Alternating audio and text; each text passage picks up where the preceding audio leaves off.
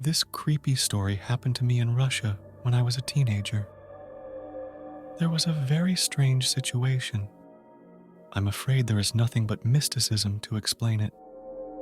I was still a teenager then.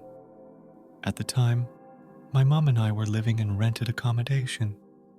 We didn't live in the flat where it happened for very long. That's a good thing. It was really creepy. Firstly, it was cold, and it felt so different in different parts of the flat, despite the intensity of heating and the time of year. At that time, my mom worked a lot, and I was often left home alone. It was in that flat that I really disliked those hours of solitude, as I was tormented by fear. There was a constant feeling that there was someone around, and that feeling of a stare in the back, it just wore me out. I had nightmares there, and in the same flat, I had my first sleep paralysis, during which I saw very scary things. It never happened anywhere else, by the way. But one day something happened that scared me incredibly. Then I remember it was the end of the school year. I was preparing for exams and did not walk a lot. So, I was sitting at the table in the kitchen, cramming. I should mention that the door in that flat was thin, metal, and soundproofing. Accordingly, no. It was heard everything that was done on the landing, and my mother and I even tried not to speak loudly so that the neighbors would not hear us. At one point in my cramming, I heard a strange sound on the landing, like something crawling, something big, or something being dragged down the stairs. There was no peephole on the door, so I just listened, trying to figure out what was going on. As I remember now, a sunlit kitchen, I was in a good mood. But for some reason, the closer I heard that strange sound, the more chills came over me. Just chills down my spine, the hair on my head moving. The sound is getting closer, and I want to get up and just run away. I even shook my head to push those fears away. And then I heard the solid sound turn into something like shuffling footsteps. Those same footsteps reached our door and stopped. I stopped breathing, to be honest, and then I jumped when there was a knock on the door. The knocking was insistent, and I, a silly teenager, walked over on shaky legs and asked, "Who's there? Open up, please. I need to give something to your mum." A voice answered me from behind the door. It sounded more like an old woman's voice than anything else. It was husky, muffled, feminine. It's a good thing I was smart enough not to open the door. Mum's not home, and I don't open the door alone, I answered, covered in sweat. I don't know why.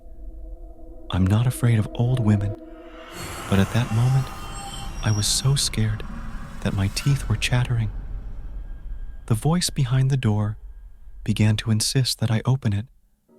The old woman spoke in a gentle, coaxing tone, then in a threatening tone. To be honest, I was so stressed that I didn't remember anything. But after answering her a couple of times, I quietly moved away and sat down on the floor, wishing she would stop tapping. Why didn't I call the police? Yeah, it's kind of embarrassing for a guy to call and tell me that an aggressive granny is banging on my door.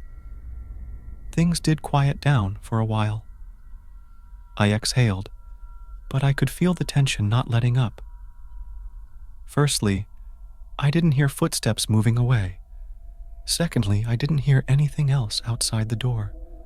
I mean, this was a time when neighbors were coming home en masse, and I should have heard their footsteps and doors slamming. But I was in an unnatural silence, as if I was trapped in some kind of bubble, with nothing but mounting terror. Suddenly, there was another knock. This time, I didn't even move. "Max, it's me, Leoka. Are you home?" sounded a familiar voice. As soon as I heard my friend's voice, I jumped up, but stopped. Praise my intuition. Why would Lyosha come to me without calling, not knowing whether I'm home or not? And there was something in his voice. I grabbed the phone and, running to the farthest corner of the room, dialed Lyosha. He answered almost immediately. "Lyosha, are you at my door?" I asked. "You're pranking me? Behind the door?" he replied, bewildered. "No, we're in the park now. I would have called if I was on my way to you." At that moment, it became quiet again outside the door.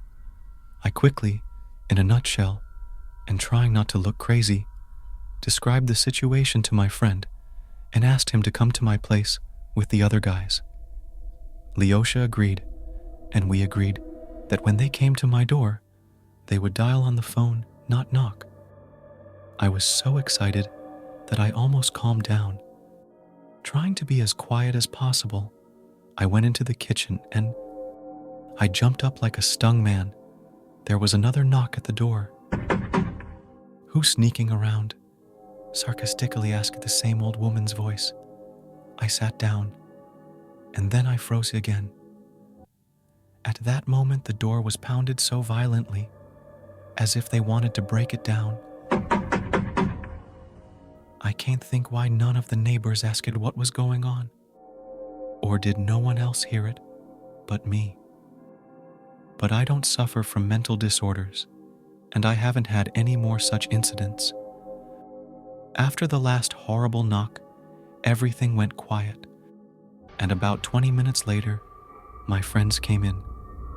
They didn't see any old women in the entrance. I told them everything and calmed down completely. The guys sat with me until my mom came in. When she saw the emptied fridge and then heard my story, she confessed that she herself did not like this strange flat and often feels attacks of terror here. Soon a new place was found and we moved out. Again, since then, I have never encountered anything like it. Maybe there's a rational explanation for what happened. But, remembering my animal fear that day, I can only find a mystical explanation.